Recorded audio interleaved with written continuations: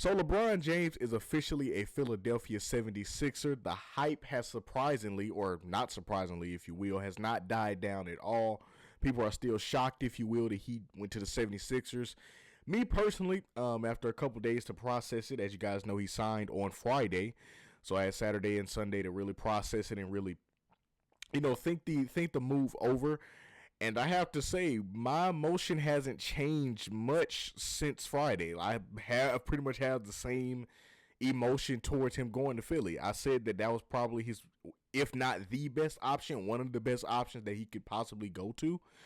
And here on Monday, I still believe that Philly was, like I said, the best option or one of the best options he could have went to.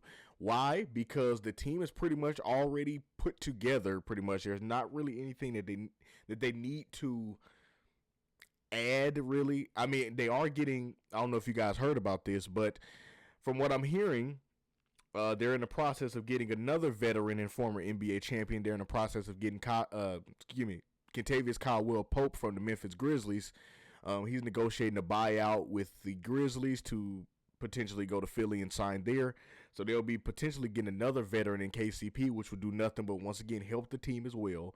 So, and I expect a lot more moves like that, like throughout the course of a season. I expect a lot of noise from like veteran free agents if they get released. You know how the buyout market goes. A veteran gets released. I expect a lot of veterans to be looking to go sign in Philly just because the team, like, they're not blind. They see what I saw or what I see. The team is already put together, like, as far as depth, in my opinion, as far as like bench depth, as far as star power, as far as talent, as far as potential, as far as passion, as far as having energy. Like, the team already checks all of those boxes I just talked about. So, with that being the case, I expect a lot of veterans throughout the course of the season, if they get bought out, or even before the season, if they get bought out or cut or whatever, when they go through cut down time. Even if they don't make it to Philly, I expect a lot of people to be trying to go sign in Philly. I do. Just because of how stacked the team is, and I think I'll just be honest with you guys. I know, all respect to the Knicks, all respect to the Spurs. I know they were in the NBA Finals last year, but I think this is really, and I know people have already been saying this, and I will echo it 100%. Philly, this year, it is their title to lose. And nobody can tell me nothing. It is their title to lose. It's their title to lose 100%. Philly is the front runner, and then I would say Philly's the front runner. I'll give you my top three. I say Philly's the front runner. I would give it to, you know what? To respect the NBA champions, I'll say the Knicks, number 2. And number 3, I would have to say, believe it or not, at number 3, I would either have to say the Spurs or a hot take, the Timberwolves. Either the Spurs, you can switch them out however you want to, but my top 3 goes Philly, the Knicks, the Spurs, or if you want to switch it out, you go to Timberwolves. But either way, however you slice it, whatever your top 3 or contending picture looks like, Philly, in my opinion, should be number 1. No doubt about it. Hands down, solidified. Because they have everything you would need to go win a title. Literally, everything you would need. As far as star power, hustle, passion, young players, depth, all that. Veteran leadership, they got all of that. Everything you would want on a championship team, Philly now has. So, my position hasn't changed much as far as from Friday to Monday. Like I said, over Saturday and Sunday, I had more time to think about it. And honestly, the more time I had to think about it and really process the fact that LeBron is really in Philly now, the more time I've had to process it. Me personally, I don't know about you guys, but me personally, it's just gotten me more excited to see what this team is going to look like, because there is nothing about this team, nothing about Philly, nothing about the energy in Philly right now. There's nothing about this whole situation that doesn't scream to me successful. It like the energy is there. Obviously now LeBron is there, so now you know that whole energy and hype is there. Then plus, let's be real, without LeBron, because I told you guys, I don't know if you guys remember this, but I said when they got Jaylen Brown, when they were in the running to potentially get LeBron James, without LeBron, this team is a contender, in my opinion. That's just me. And like I said, I'm not a Philly fan or nothing. But without LeBron, Philly was going to be a contender. Without LeBron, they still got VJ, they got Jaylen Brown, they got Embiid, they got Maxey with all the depth that they have. Now, granted, I feel like LeBron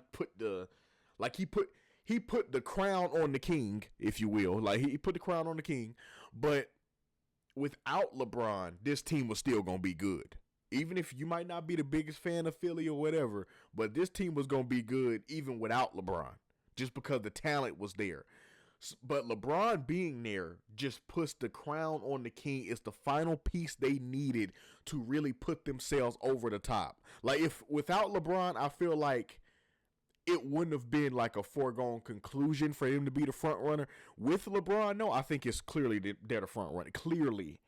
Without LeBron, I felt like it was a chance that maybe if things don't go the right way, maybe Philly won't have a as successful season as they're hoping for. Maybe. But now with LeBron over there, yeah, they're gonna be about business this year for sure. They're definitely the front runner. So the roster right now, like I said, they're going to be adding KCP, so you guys can subtract anyone you would need to. But the roster for Philly right now looks like this. I'm going to read it off to you guys. And like I said, if I pronounce any of these names wrong, please forgive me. I'm not trying to disrespect anybody. I'm just trying to read the roster to give you guys a general idea of what the roster is right now. Keep in mind, like I said, they're going to have to subtract one of these players or a couple of these players to add on KCP, who is trying to go to Philly right now as well. So y'all stay with me. Okay, so right now for Philly, the roster is Tyrese Maxey, Jaylen Brown, LeBron James, VJ Edgecombe, Joel Embiid, Anthony Simons, Justin Edwards, Dean Wade, Adeem Bona, Dalen Terry, Marjan Beauchamp, Jabari Walker, Dominic Barlow, Johnny Brown, Caleb Love, LeBaron Filion, Tyrese Martin, Rayon Rupert, Ariel Hukporti. So that is the roster right now. So, like I said, they're going to have to subtract some people, whoever they would want to add KCP if he does end up going to the 76ers. Right now, he's negotiating a buyout in hopes of going to Philly. So they're going to have to subtract one of those players. I'm sure they'll probably free up some roster spots throughout now and when the season starts. So if they get KCP, one of those players will probably, be shown the way out respectfully. But, so they can add KCP on the team. And I think KCP on this team, once again, does nothing but help them because he adds that veteran presence. And also, he's played with LeBron before, but he's been teammates with LeBron before. So he also has that chemistry that can help other guys flow with LeBron as well. So that's going to be an added bonus. And I always kind of got the vibe from KCP when him and LeBron were teammates that even I know LeBron had his issues, I guess you would say, with KCP being, what's the word I wouldn't say? I guess you would say hesitant at times. And I can say even, because I don't have a problem with KCP. I'm kind of a KCP fan, honestly, like when he was on the Lakers and even in other stints of his career in Washington and Memphis, stuff like that. I have no problem with KCP. Orlando, I have no problem with KCP, but I will say this.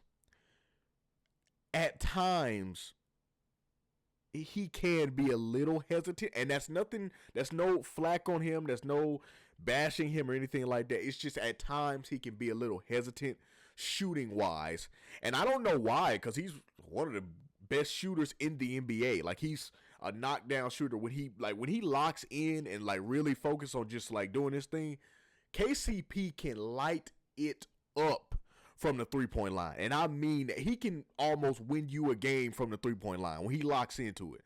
So and he's also one of those shooters or one of those players that not only like when he gets hot, not only can he like light it up from the 3-point line, that's what he does. But he's also like one of those sneaky kind of players, like, okay, he light it up from the 3-point line, but then you start sleeping, like, oh, he only can shoot threes. You start sleeping on him, he start driving to the rim on you. So that's where it starts. That's where he's kind of, it's a little sneaky, but it's really helps the team out. So KCP is one of those players, but he can be a little hesitant at times, and that is the issue. Not the issue, but I guess you would say some disagreements that LeBron and KCP have had, from their time in LA, is that, KCP was a little hesitant at times. No, I'm pretty sure that took away nothing from their relationship or anything like that. He just wanted KCP to shoot more, like without hesitation, like just let it go, pause. Just like shoot, like you're a great shooter, trust your ability, shoot the shot, right? But other than that, I'm sure their relationship, their chemistry always seemed great. Their relationship, from all I can tell, is great. So KCP will do nothing but add on to this team. And KCP has been on other teams that he's seen other experiences. He's been around younger players. He's been in situations where he's had to be the veteran pretty much. Pretty much everywhere he's been from the – oh, I'm sorry. Sorry about that, guys. Everywhere he's been from the Lakers on, he's pretty much had to be the veteran, if you really think about it, because he went to Washington after the Lakers. It was pretty much him and Kuz who were the veterans. But as far as veteran experience, I would probably, no offense to Kuz, but I would probably lean more on the side of KCP. Just as far as like veteran experience, I'm pretty sure Kuz does his thing to be a good leader too. But I would lean on the side more of KCP on that aspect. After Washington, I believe it was after Washington, it was Orlando, if I'm not mistaken.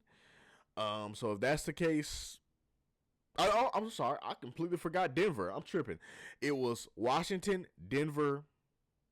Excuse me if I'm missing a team. Washington, Denver. I feel like I'm missing a team. Orlando and Memphis, and now back.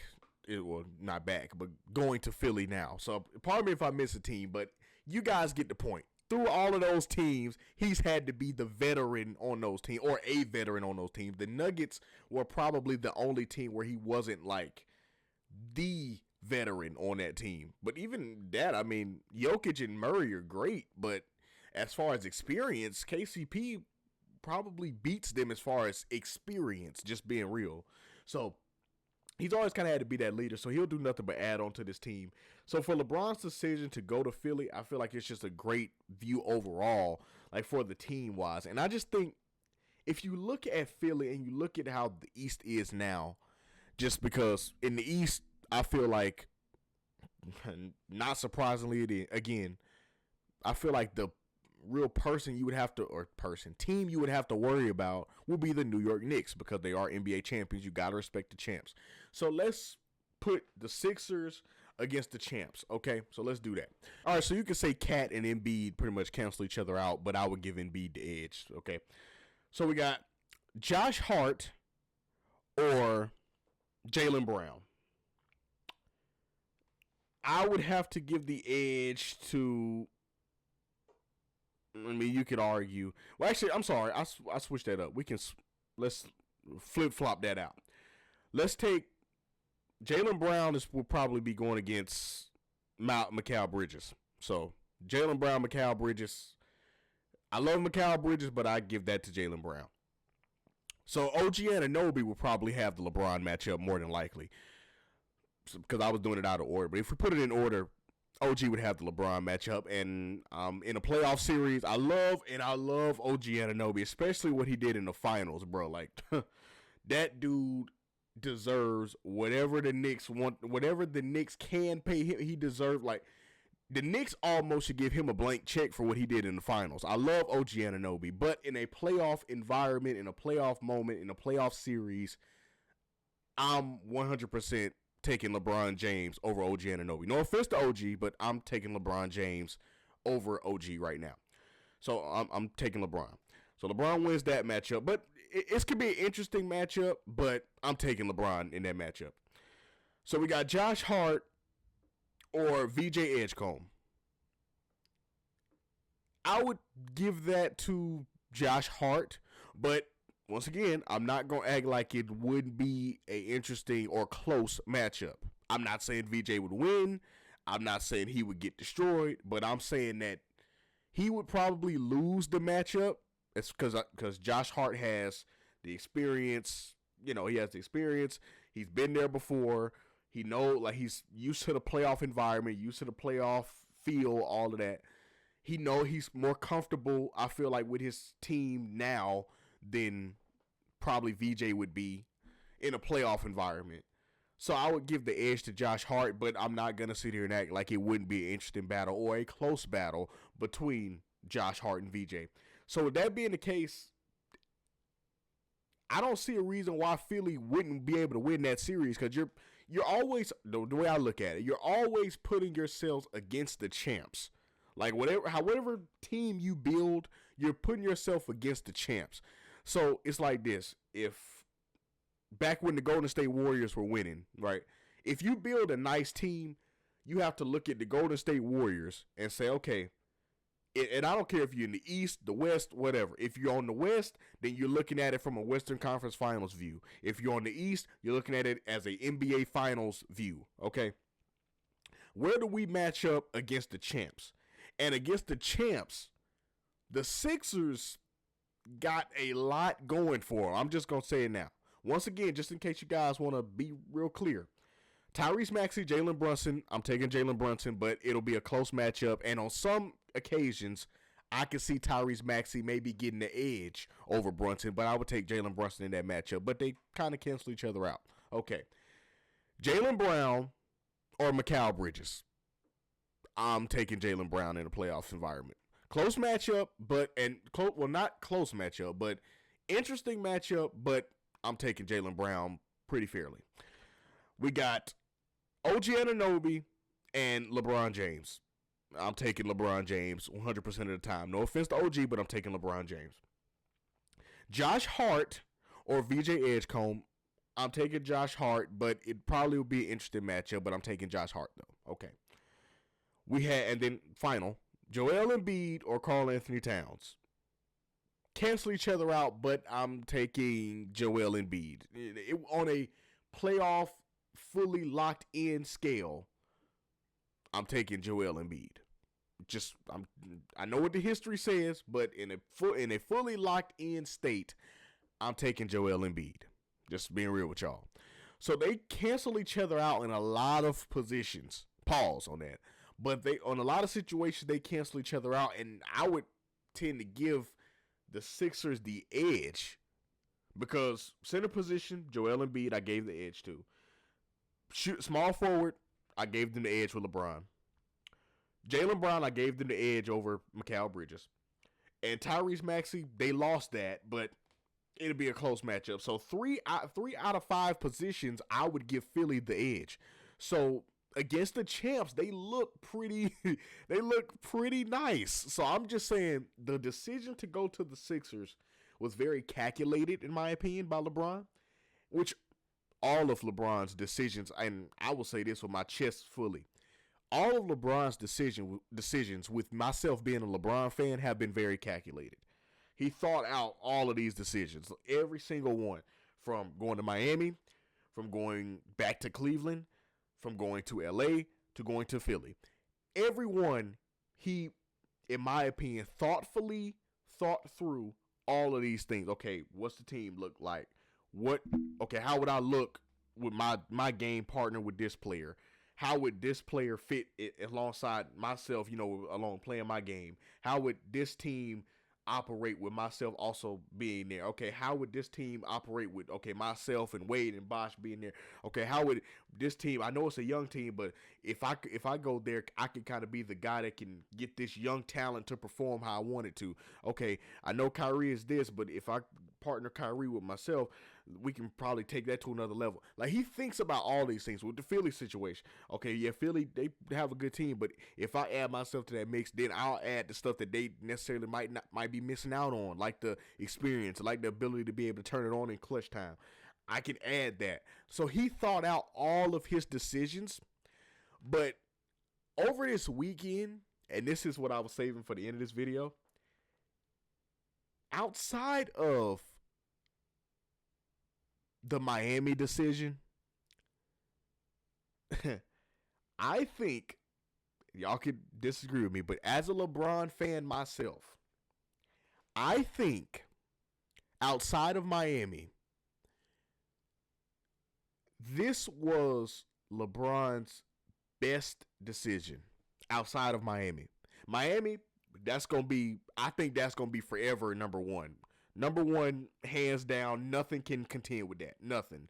Him going to Miami with Wade and Bosh, it was that will always hold a place number one in my personal opinion. But outside of that, this would be his second best decision. And I thought about this over this weekend. It would be his second best decision. Going to the Lakers was cool. Going back to Cleveland was cool. I get it. I understood both decisions. I understood going to the Lakers. I understood going back to Cleveland. But going to Philly, as far as the talent they have, what they have going for them, where the team is at this point in time before LeBron got there, I think this is his second best decision of his career. Like I said, I understand the rest of them, but if I had to rank them, it goes Miami, Sixers,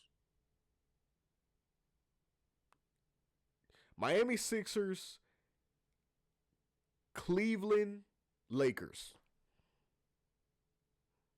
Because Cleveland was also another great decision to give them like their first title. But over the Sixers, where the Sixers are right now, like, bro, the Sixers had that second position. It's the second best decision of his career, with Miami being one. So that's my hot take for you guys.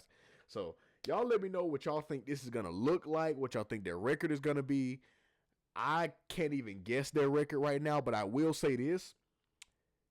I say, as far as regular season, I'll leave you guys with this.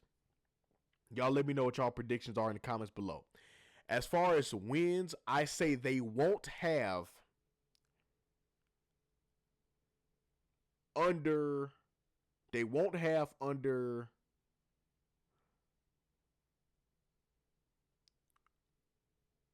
50. They won't have under 52 wins. So there'll be 52 and something, whatever that is, 52 and something. They won't lose any games past 52 wins. Or I said it wrong.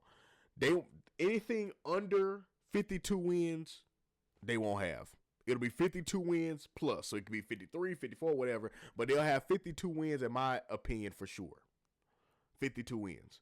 Now, I'm not willing to bet on that because I'm not a betting person, but they'll have 52 plus wins, wherever it'll be. I don't know what the record is going to be, but 52 plus wins for sure. So y'all let me know what y'all think about it in the comments below. How do y'all feel after a weekend of letting it dwell and letting it marinate? Is it still a fire move? Do you agree with it fully? Do you not? If not, why? If you do, why? Y'all let me know what y'all think in the comments below. With that being said, man, your boy Chill is out, man. Peace.